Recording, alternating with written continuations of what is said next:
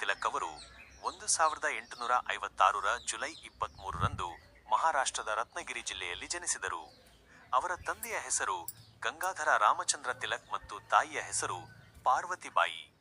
ಬಾಲ್ಯದಲ್ಲಿಯೇ ತಿಲಕ್ ಅವರು ಬಹಳ ಬುದ್ಧಿವಂತರಾಗಿದ್ದು ವಿದ್ಯಾಭ್ಯಾಸದಲ್ಲಿ ತುಂಬಾ ಆಸಕ್ತಿ ಹೊಂದಿದ್ದರು. ಅವರು ಗಣಿತ ಮತ್ತು ಸಂಸ್ಕೃತ ವಿಷಯಗಳಲ್ಲಿ ಹೆಚ್ಚಿನ ಪ್ರಾವೀಣ್ಯತೆ ಹೊಂದಿದ್ದರು.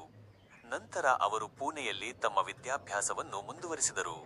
ಶಿಕ್ಷಣ ಕ್ಷೇತ್ರಕ್ಕೆ ಕೊಡುಗೆ. ತಿಲಕ್ ಅವರು ಶಿಕ್ಷಣ ಕ್ಷೇತ್ರದಲ್ಲಿಯೂ ಮಹತ್ವದ ಸೇವೆ ಸಲ್ಲಿಸಿದರು. ಯುವಕರಲ್ಲಿ ರಾಷ್ಟ್ರೀಯ ಚಿಂತನೆ ಬೆಳೆಸಲು ಅವರು ಸ್ನೇಹಿತರೊಂದಿಗೆ ಸೇರಿ ಡೆಕ್ಕನ್ ಎಜುಕೇಷನ್ ಸೊಸೈಟಿಯನ್ನು ಸ್ಥಾಪಿಸಿದರು. ಇದರ ಮೂಲಕ ಉತ್ತಮ ಶಿಕ್ಷಣ ನೀಡುವ ಕಾರ್ಯವನ್ನು ಆರಂಭಿಸಿದರು. ದೇಶದ ಯುವಕರು ಜ್ಞಾನಿಗಳಾಗಿ ಬೆಳೆದು ರಾಷ್ಟ್ರ ಸೇವೆಗೆ ತೊಡಗಬೇಕು ಎಂಬುದು ಅವರ ಆಶಯವಾಗಿತ್ತು.